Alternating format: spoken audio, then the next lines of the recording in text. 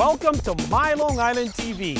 From Manhasset to Montauk, we have traveled our communities to bring you the following events. I'm your host, Waldo Cabrera. Get ready, My Long Island TV starts now.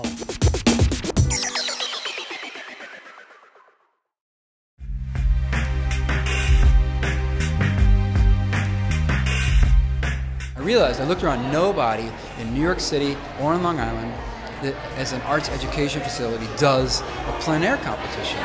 So it was a perfect market niche to fall into, and we could do it not only sort of uniquely, but we could also do it with our specialty, which is traditional techniques. So not just to have sort of express yourself, but actually to go out and copy nature the way the Hudson River School painters did, the way the Barbizon painters did, and the tonalists, which are my favorite, the Luminous and the tonalist, and to actually work from nature.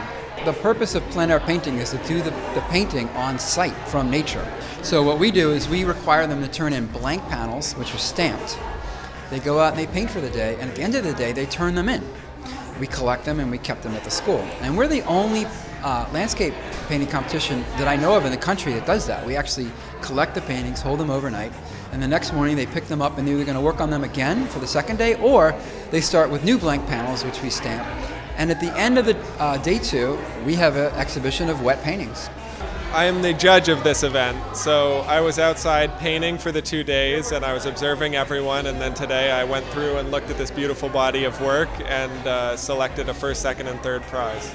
Well, I'm an artist that's very inspired by historic painting by the 19th century Hudson River School, and so I was looking for artists that showed the characteristics of poetry and light and atmosphere that are representative of that movement.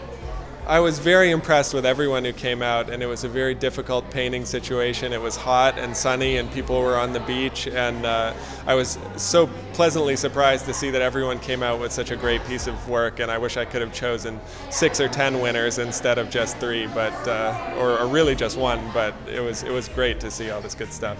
Being able to paint at Sagamore Hill with a lot of other artists really is quite a treat to see all our different viewpoints of the same place, and it was just a great event. We had nice weather too to top it off. Well, the main thing is when you do a painting like this, you have to relax, because you can get all caught up in the fact that you have to rush and do it. And the first painting I did, it was a problem because I got so nervous. Then the second one, I did this broken tree. I just relaxed, and in a couple hours it was done. So you just have to, you do have to time it out. It's best to have some experience before you come and do an event like this, for sure. This painting is still wet. I was actually painting this until 3 p.m. today. And it's 7 now, so. Well, that was interesting. I actually found that being under pressure and having a time limit was very informative for my working process. It really helped me see how to be more efficient and to see how I react in that situation. And it was definitely challenging to be relaxed and creative and not be really hard on myself when I just feel the clock running out constantly.